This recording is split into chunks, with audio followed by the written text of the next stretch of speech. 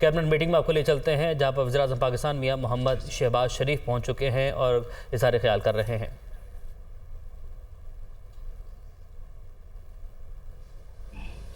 جو عالمی جو کساد بازاری کی بنا پر جو مہنگائی کا طوفان تھا، IMF کے ساتھ پچھلی حکومت نے جو معاہدہ توڑا، ان شرائط کو دوبارہ پورا کرنے کے لیے جو کی جا رہی ہیں اس بارے میں وزیر خزانہ آپ کو بریف کریں گے، مگر اس کے بعد جو اس ملک کے اندر PTI کی لیڈرشپ پاکستان کو تباہی کے دہانے پہنچانے میں جو گھناؤنا کردار انہوں نے ادا کیا ہے، وہ آج پاکستان کے لیے ایک بہت بڑا سوالیہ نشان بن چکا ہے۔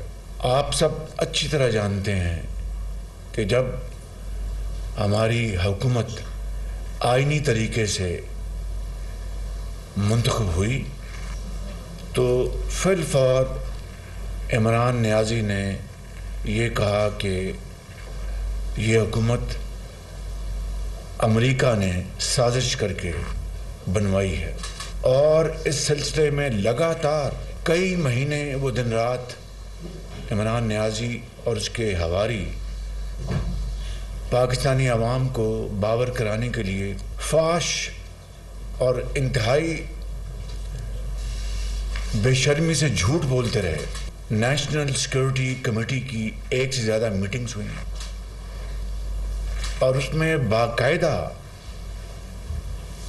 بحث و تمیز کے بعد اس کے اعلامیہ جاری ہوئے کہ کوئی سازش نہیں، قطعاً ایسی کوئی بات نہیں، اور اس طریقے سے ہم امریکہ سے اپنے تعلقات خراب کرنے میں کوئی کسر نہیں چھوڑ رہے۔ بطور آپ کے منتخب وزیر اعظم کے، بطور وزیر خارجہ کے، اور سب نے درجہ بدرجہ اپنے تائیں پوری کوشش کی کہ اس ڈیمیج کو کنٹرول کیا جائے، اور امریکہ کے جو یہاں پر سفیر ہیں، امریکی جو وفود پاکستان تشریف لائے، میں ان سے ملا، وزیر خارجہ ملے، امریکہ گئے اور بھرپور کوشش کی کہ یہ جو ایک irreparable ڈیمیج کرنے کی ایک سازش کی گئی ہے اس کو کنٹرول کیا جائے۔ اور پھر ایک دن آیا، عمران نیازی گویا ہوئے کہ امریکہ نے کوئی سازش نہیں کی۔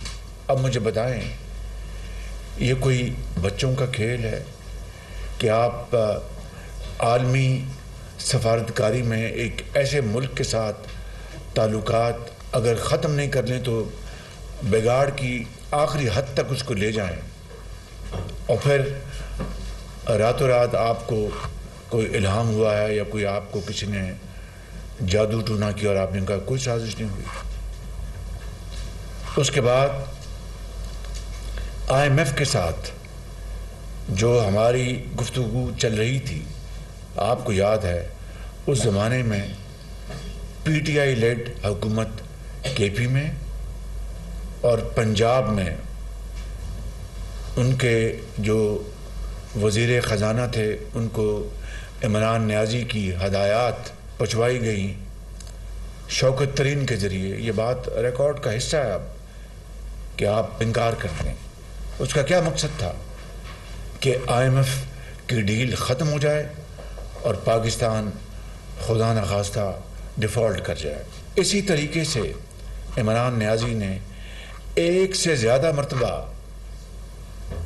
یہ کہا کہ پاکستان کے حالات سری لنکا جیسے ہونے جا رہے ہیں، یعنی وہ دل میں بد دعائیں کر رہا تھا کہ پاکستان خدا نہ کرے وہ ایکچولی ڈیفالٹ کر جائے اور ہم شدید مالی بحران میں ہم مبتلا ہو جائیں، جیسے کہ ہمارے دوسرے چیلنجز کم نہیں تھے۔ تو یہ ہے وہ ایک تصویر پچھلے 1 سال کی جو آپ کے سامنے ہے۔ جب سے وہ وزیر اعظم بنوایا گیا اور جن لوگوں نے وزیر اعظم جھرلو کے ذریعے اور ریگڈ الیکشن کے ذریعے اس کو بنوایا، وہ ساری کہانی اب پوری قوم کے سامنے ہے. مگر یہ جو منصوبہ تھا یہ 2018 سے پہلے سے شروع ہو چکا تھا، جبکہ مسلم لیگ کی حکومت تھی یہاں پر وفاق میں، اور صوبوں میں دوسری پارٹیز کی حکومتیں تھیں. اور کس طریقے سے عمران نیازی کو اس منصوبے کے تحت پوری طرح گائیڈ کیا جا رہا تھا، اس کو بتایا جا رہا تھا کہ آج یہ جھوٹا الزام فلاں پہ لگا دو، آج یہ جھوٹ کا تہمت فلاں پہ لگا دو، اور ٹیلی ویژن پہ آؤ اور وہ کاغذات لہراؤ، اور تاکہ لوگوں کو یہ باور کرایا جا سکے یہ تمام پولیٹیکل پارٹیز جو دوسری ہیں ان کی لیڈرشپ یہ سب چور اور ڈاکو ہیں اور میں ایک فرشتہ ہوں.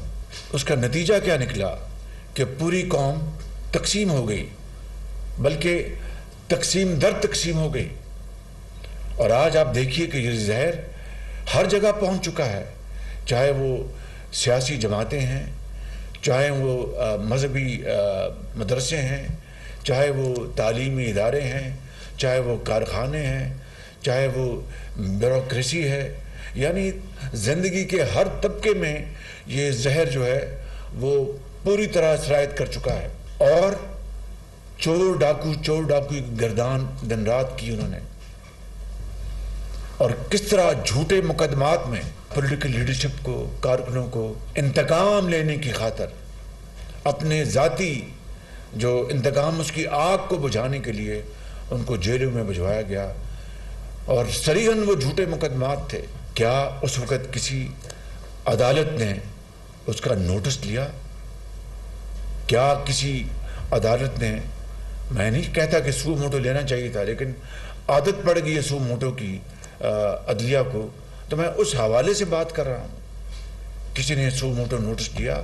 کسی نے کوئی ایکشن لیا؟ مگر آج یعنی میں نے نہیں، آپ نے نہیں، نیب نے یا ایف آئی اے نے جو کیسز بنائے ہیں وہ ان کی اپنی ایک انڈیپینڈنٹ ان کی اتھارٹی ہے نیب کی. اور جس طرح نیب نیازی گٹھ جوڑ نے مل کر ایک پاکستان کے اندر تباہی مچا دی، کاروباری حضرات کو بھگا دیا، سرمایہ کاری بند ہو گئی اور ہر طرح کی الزامات لگا کر مطمون کیا گیا پولیٹیکل لیڈرشپ کو اکراس دا کنٹری. تو آج اگر نیب نے ایک جینون ایک کیسز اگر بنائے ہیں غبن کے، کرپشن کے، تو اس کے اوپر آج عدلیہ جس طرح ایک آنی دیوار بن چکی ہے عمران نیازی کو پروٹیکٹ کرنے کے لیے، اس کی مثال پاکستان میں دنیا میں کہیں نہیں ملتی. جس زمانے میں آپ کے خلاف، ہمارے سب کے خلاف جھوٹے کیسز مقدمات بنائے جا رہے تھے، اسی وقت چاہے وہ بی آر ٹی پشاور کا منصوبہ ہو، چاہے وہ بلین ٹری کا منصوبہ ہو، چاہے وہ دوسرے منصوبے ہوں، نہ صرف ان کے اوپر سٹے آرڈر دیے جا رہے تھے بلکہ ان کیسز کو یعنی ان کی انویسٹیگیشن شجر ممنوع قرار دی جا رہی تھی. اور بی آر ٹی کے اوپر آپ نے دیکھا کیا کیا تماشا ہوا. ان کو سپریم کورٹ سے سٹے آرڈر دلوائے گئے. جب نیب سے پوچھا گیا کہ ہم کیا کر سکتے ہیں، جی سٹے آرڈرز ملے ہوئے ہیں. اپنا پشاور ہائی کورٹ نے آرڈر دیا ایف آئی اے کو کہ جناب وہ انویسٹیگیٹ کرے، ان کو اس کے خلاف سٹے آرڈر ہوا. معلم جبا کو لے لیں، معلم جبا کو میں نیب نے کلین چٹ دے دی اور خود صوبے کے اداروں نے کہا کہ اربوں روپے کی کرپشن ہوئی ہے بی آر ٹی میں، پشاور کا جو منصوبہ ہے. اور کس طرح آپ نے دیکھا کہ بسوں کو وہ جل جاتی تھی، کس طرح آپ نے دیکھا کہ وہ جو ان کے وہ جو ٹرنز تھے وہ اتنے ویشیس تھے، اس کی جو ڈیزائن اتنے خراب تھے کہ وہ ان سے وہاں پر جا کے ٹکرا جاتے تھے. کس طرح آپ نے دیکھا کہ ٹائر برسٹ ہو جاتے تھے. کس طرح آپ نے دیکھا کہ ان کی چھتوں سے بارش کے دوران پانی ٹپکتا تھا. اربوں روپے کی کرپشن ہوئی، اربوں روپے کی. کسی نے پوچھا بلا کے کہ جناب یہ کیا ہو رہا ہے؟ بلکہ ان کے خلاف سٹے آرڈرز دیے گئے اور بڑی ڈھٹائی سے کہا گیا کہ جناب سٹے آرڈرز ان کے اوپر آپ کوئی ہاتھ نہیں لگا سکتا، چاہے وہ عدالت عظمیٰ کے اسٹے آرڈرز ہوں یا کسی اور کے اسٹے آرڈر ہوں. جب پشاور ہائی کورٹ نے حکم دیا کہ اس کی تحقیقات کی جائیں تو ایف آئی اے کرے، وہ بھی اسٹے آرڈر مل گیا. معلوم جبہ میں کلین چٹ دے دی گئی. تو یہ وہ صورتحال ہے اسی زمانے میں کہ ایک طرف اپنا پوری یلغار تھی اپوزیشن کو متون کرنے کی، ان کو پوری دنیا میں ان کو بدنام کرنے کے لیے، اور یہ ایک ایجنڈا بنایا گیا تھا عمران نیازی اور اس کے حواریوں نے کہ 10 سال عمران نیازی ہوگا ایک فیشسٹ ڈکٹیٹر جمہوریت کے ایک لبادے میں، اور اس کے ساتھ جو اس کے حواری جو ہیں وہ 10 سال وہ جناب اس کے ساتھ بیٹھیں گے اور پاکستان کا وہ خدا نخواستہ تیا پانچا کر دیں گے. یہ ہے وہ بیک گراؤنڈر جو کہ آج کے حالات پر وہ اگر آپ دیکھیں تو دیکھنے والے کی آنکھ اور سمجھنے والے کا دماغ فی الفور ہر بات سمجھ جائے گا. اب میں آتا ہوں جو اس وقت جو صورتحال ہے. 9 مئی کا دن پاکستان کی تاریخ میں البناک ترین دن تھا. 16 دسمبر 1971 کے بعد جب فال آف ڈھاکہ ہوا تو وہ قائد کا پاکستان 2 لخت ہوا. اس دن بھی ہر آنکھ اشک بار تھی اور کروڑوں گھروں میں کھانا نہیں پکا تھا. اسی حوالے سے میں 2-3 مثالیں دے کے آگے چلنا چاہتا ہوں. جب مرحوم ذوالفقار علی بھٹو سابق وزیر اعظم کا جب جوڈیشل مرڈر ہوا تو لوگوں نے احتجاج کیا جو ان کا حق تھا.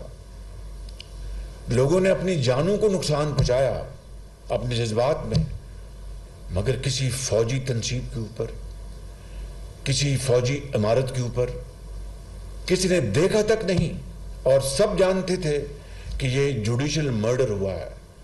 وہ تاریخ کے اوراق میں ہر چیز درج ہے، میں یہاں پر اس کی تفصیل بیان نہیں کرنا چاہتا، آپ کو ہر چیز کا علم ہے. جب محترمہ بینظیر صاحبہ کو شہید کیا گیا تو فوراً انگلیاں اٹھیں، فوراً سوالیہ نشان اٹھے. کس طرح وہ محترمہ شہید کا خون جہاں پر تھا اس کو دھو دیا گیا. بھرپور احتجاج ہوا، لیکن اور اس وقت ایک عامر تھا، وہ تھا حکومت کا سربراہ، لیکن کسی فوجی عمارت کو کسی نے دیکھا تک نہیں، کسی فوجی تنصیب کی طرف کسی نے رخ نہیں کیا، اور بغیر وقت ضائع کیے صدر آصف زرداری صاحب نے پاکستان کھپے کا نعرہ لگایا، اور اس طرح جو قائد کا جو بچا ہوا پاکستان تھا وہ بچ گیا. اس سے بڑی میں سمجھتا ہوں کہ حب الوطنی کا ثبوت، صبر، برداشت اور پاکستانیت کا اور کیا ثبوت ہو سکتا ہے کہ ایک خاتون وزیر اعظم جو پاکستان آئی تھیں، الیکشن میں حصہ لے رہی تھیں، اس کی بھرپور کیمپین میں شریک تھیں، اور ان کو شہید کر دیا گیا. اور سب جانتے تھے کہ یہ ایک آمر کی حکومت ہے، اور جس طرح وہ نشانات مٹائے گئے. پھر اب آگے چلتے ہیں.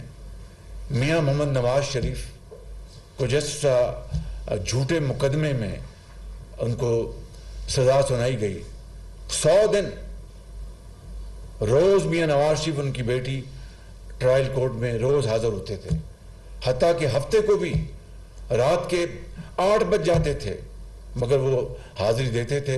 یہ نہیں کہتے تھے کہ جناب یہ کیا تماشا ہے، یہ روزانہ کا ٹرائل چل رہا ہے، کوئی ہمیں لائر کے ساتھ مشورے کی کوئی مہلت نہیں دی جا رہی. ڈیلی ٹرائل تھا کہ مقصد یہ تھا کہ الیکشن سے پہلے میاں نواز شریف کو اپنا کسی طریقے سے الیکشن سے باہر کر دیں. تو 100 دن وہ اپنی صاحبزادی کے ساتھ وہ آتے رہے اور عدالت کے سامنے حاضر ہوتے رہے. اور پھر کس طرح ایک پاناما کے بجائے اقامہ میں پتہ نہیں وہ بلیک بک یا بلیک ڈکشنری یا بلیک ڈک وہ کیا تھی، اس کے ذریعے کوئی تشریح کی گئی، اور بتایا گیا کہ جناب یہ بلیک ڈکشنری میں یہ موجود ہے. اندازہ فرمائیں کہ ایک انہوں نے وہ جو سٹائپنڈ تھا نہیں لیا اور اس کو جواز بنا کر ان کو سزا دے دی. اور پھر جب وہ یہاں پر اڈیالہ جیل میں تھے اپنی بیٹی کے ساتھ، تو جس دن میری بھابھی صاحبہ کا انتقال ہوتا ہے تو میں وہاں پر موجود تھا. آدھا پونا گھنٹہ ان کو اطلاع نہیں دی گئی کہ جناب آپ کی اہلیہ اس دنیا سے چلی گئی ہیں. اور جب پتہ چلا تو کس عدالت نے کہا کہ میاں نواز شریف آپ کی اہلیہ کا انتقال ہو گیا، آپ لاہور جائیں، جا کے تدفین کا انتظام کریں، آپ اپنے بچوں کے ساتھ بیٹھیں اور جا کے ذرا سارے معاملات طے کریں. کسی نے پوچھا؟ مجھے بتائے کوئی، کسی نے نہیں پوچھا. میری والدہ جب اللہ کو پیاری ہو گئیں تو میں جیل میں تھا. نواز شریف صاحب میرے بڑے بھائی وہ لندن میں زیر علاج تھے. میرا چھوٹا بھائی عباس اس دنیا سے چلا گیا تھا. تو کسی نے مجھے کہا کہ بھئی تمہاری والدہ کا انتقال ہو کے جاؤ، جا کے اس کے تدفین کا انتظام کراؤ. مگر کل یہاں پر چیف جسٹس آف پاکستان نے کہا عمران خان صاحب آپ کو مل کے بہت خوشی ہو رہی ہے. اور ایسے مقدمے میں کیا تاریخ میں کوئی اور مثال ملتی ہے؟ یعنی کسی نے کرپشن کی ہو تو دور کی بات ہے، ایک ملزم عدالت کے کٹہرے میں آئے اور جج کہے کہ آپ کو مل کر بہت اچھا لگا. قطع نظر اس بات کی کہ وہ بے گناہ ہے یا قاتل ہے یا خائن ہے یا ڈاکو ہے یا چور ہے یا ریپسٹ ہے. کبھی عدالت کے کٹہرے میں کسی آرڈنری جج نے بھی کہا کہ آپ بطور ملزم آئے ہیں تو آپ کو مل کر اچھا لگا. آپ اگر اسلامی تاریخ کا مطالعہ کریں تو حضرت عمر فاروق کا جب قاضی کے پاس پیش ہوئے تو وہ قاضی نے ان کا مقدمہ سن کر ان کا فیصلہ کیا اور مقدمہ جو حضرت عمر فاروق کے رضی اللہ تعالیٰ عنہ کے حق میں ہوا. اس کے بعد جب مقدمہ ختم ہوا تو حضرت عمر فاروق نے اس قاضی کو کہ چھٹی کرا دی. تو قاضی نے کہا کہ میں نے تو فیصلہ انصاف پر دیا ہے اور انصاف کا تقاضا ترازو آپ کے حق میں نکلا، مجھے آپ نے فارغ کیوں کیا؟ اس نے کہا جب میں آیا تھا آپ کی عدالت میں آپ کھڑے ہو گئے تھے. قاضی کا یہ کام نہیں ہے کہ وہ حاکم وقت آئے تو قاضی کھڑا ہو جائے. تو کل اسی کی نزدیک کی مثال ہمیں کل دیکھنے میں ملی کہ آپ کو دیکھ کر خوشی ہوئی. جناب آپ نواز شریف کی اپنا جب اہلیہ فوت ہو گئی تھیں تو آپ کچھ کرتے انتظام. جب بے نظیر بھٹو صاحبہ کو شہید کیا گیا تو کوئی آپ اس کا کوئی نوٹس لیتے؟ ذوالفقار علی بھٹو کو اپنا کوئی جوڈیشل مرڈر کیا گیا تو کوئی آپ اس کا کچھ کرتے؟ کسی نے جا کے فوجی تنصیبات کو پر دھاوا بولا؟ کسی نے جا کے اپنا ریڈیو اسٹیشن کو جا کے آگ لگائی؟ یہ وہ ہیں معاملات. اور دیکھیں میں بات بڑی سیدھی اور واضح کرنا چاہتا ہوں. 60 ارب روپے کی کرپشن کا معاملہ ہے. 60 ارب روپے کی اسی کابینہ میں، اسی ہال میں، اسی جگہ. جو پچھلے جو کیبنٹ سیکرٹری تھے انہوں نے بتایا کہ جناب وہ بند لفافہ تھا. These are the words of his predecessor and I am quoting his words کہ وہ بند لفافہ تھا اور اس کو کھولنے کی اجازت نہیں دی گئی تھی. ایک صاحب اٹھے جن کا نام تھا شہزاد اکبر کہ جی یہ بڑے خفیہ کاغذات ہیں، ان کو ہم کھول نہیں سکتے، اس کی جو سیکریسی جو ہے اس کو ہمیں مینٹین کرنا ہے اور اس کو آپ اپروو کرتے ہیں. آپ بتائیے کہ ایک لفافہ اس کے اندر نہ جانے کیا کاغذات تھے. خدا نہ خواستہ کشمیر بیچنے کا وہ ایگریمنٹ تھا، اللہ نہ کرے. خدا نہ خواستہ پاکستان کی جو سینسٹیو انسٹالیشن ہیں وہ کسی کو دینے کا معاملہ تھا. خدا نہ خواستہ کسی کوئی اور ایسا معاملہ تھا. وہ کیا معاملہ تھا جس کے اوپر کابینہ نے بن دے کے فیصلہ دے دیا کہ جی ٹھیک ہے اٹس اپرووڈ؟ کیا کسی نے سو موٹو نوٹس لیا اس کا؟ کیا کسی نے بلا کے پوچھا کہ جناب آئیے آپ کو مل کے بہت اچھا لگا اور کابینہ میں آپ نے یہ بند لفافہ آپ نے جو کیا یہ کیا معاملہ ہے؟ یہ ہے وہ ایک بہت ہی شارپ تضاد جس نے آج پاکستان کو اس دہانے پہ پہنچا دیا ہے. اور میں یہ بات بلا خوف تردید کہنا چاہتا ہوں، فیصلہ تو عدالت میں ہونا ہے کہ جو الزامات لگائے گئے ہیں اس 60 ارب روپے کے حوالے سے، یا جو برادر ملک کے جو ہیں کراؤن پرنس، انہوں نے جو تحفہ دیا تھا اپنا، نہ صرف وہ ہیرے جواہرات کو تحفہ تھا، سب سے بڑی اس کی جو کبریائی تھی کہ اس کے اوپر خانہ کعبہ کا ماڈل تھا، اس کو نہ صرف انہوں نے بیچ دیا، جعلی رسیدیں بنائیں، جعلی رسیدیں، ایک دکان اسلام آباد کی، کیا کسی نے اس کا نوٹس لیا؟ یعنی اپوزیشن، چاہے وہ بیمار ان کی جو پھپھی ہیں ہمارے فورن منسٹر کی، آصف زرداری صاحب کی جو ہمشیرہ محترمہ فریال تالپور صاحبہ، ہسپتال سے ان کو اٹھا کر ان کو نیب گرفتار کیا گیا، ہسپتال سے، چاند رات کو ہسپتال سے۔ کیا کسی نے پوچھا کہ بھائی وہ ایک بیمار ہیں، اگر بیمار نہیں تو ہمیں آ کے دکھائیں، ہمیں سیٹسفائی کریں، جس طرح کل عدالت عظمیٰ نے کہا چیف جسٹس نے کہ آپ کو مل کر اچھا لگا، it's good to see you, اور آپ کو یہ ہم غیر قانونی قرار دیتے ہیں، آپ کو جائیں وہاں پر واپس اپنے ہائی کورٹ۔ تو کیا محترمہ فریال تاجپور صاحبہ کو کسی نے بلا کے پوچھا کہ محترمہ یہ آپ کو ہسپتال سے اٹھا کر جیل لے گئے ہیں، کیا وجہ ہے؟ چاند رات کو میں اپنی بات نہیں کرتا، لیکن میں آج آپ کو ان کی انتہائی گری ہوئی حرکت بتانا چاہتا ہوں۔ جب کولکبت جیل میں، جب ایک دن مجھے ہسپتال میں ایم آر آئی میری ہونی تھی، تو میں نے ایک رات پہلے جو جیل کا سپرنٹینڈنٹ، میں نے کہا دیکھو یہ جب میں عدالت جاتا ہوں تو یہ اینٹی ٹیررسٹ کورٹ والی گاڑی آتی ہے جو بھاری بھرکم، اور مجھے پتہ ہے کہ اس کے جو شاک ابزارور جو ہیں وہ وہ ہیوی گاڑی ہے، وہ تھوڑا سا بھی پاٹ ہول ہو تو جھٹکا لگتا ہے، میری کمر کو تکلیف دینے کے لیے میں سب سمجھتا ہوں۔ لیکن کل میں نے جانا ہے اسپتال، تو آپ ایمبولینس منگوا لیں۔ ان کے جو بالکل ایمبولینس آئے گی۔ میں نے کہا مہربانی آپ کی۔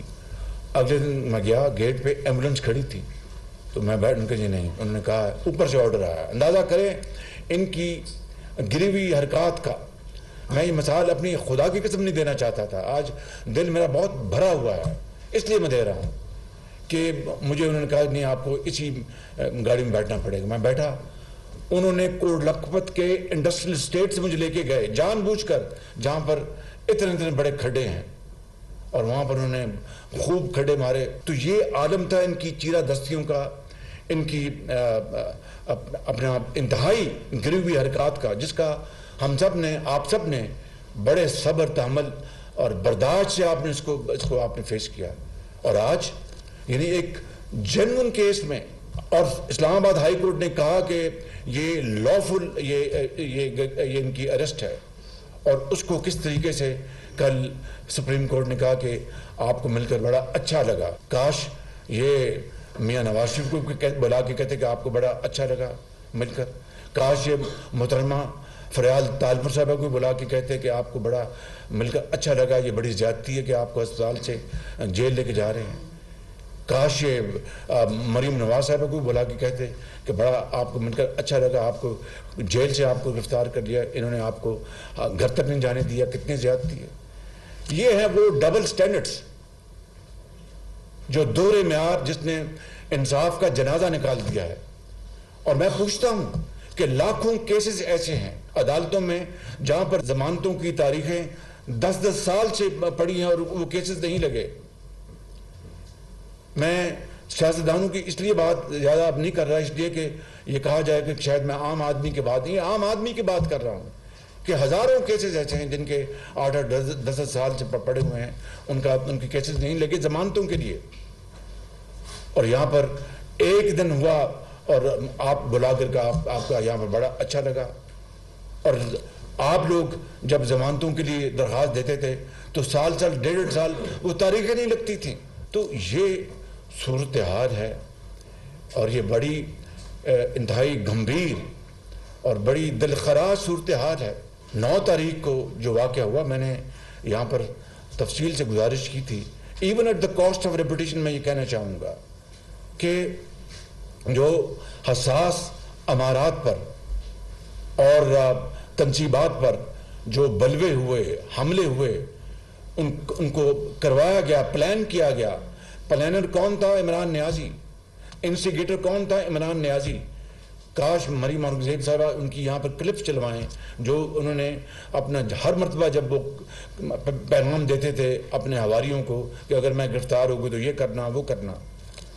تو اس کے بعد جو کچھ وہاں پر ہوا، اندر گھس گئے، ہر چیز توڑ دی، جو تاریخی جو وہاں پر چیزیں تھیں ان کو توڑ دیا، سامان توڑ دیا، شہیدوں کی، غازیوں کی بے حرمتی کی گئی.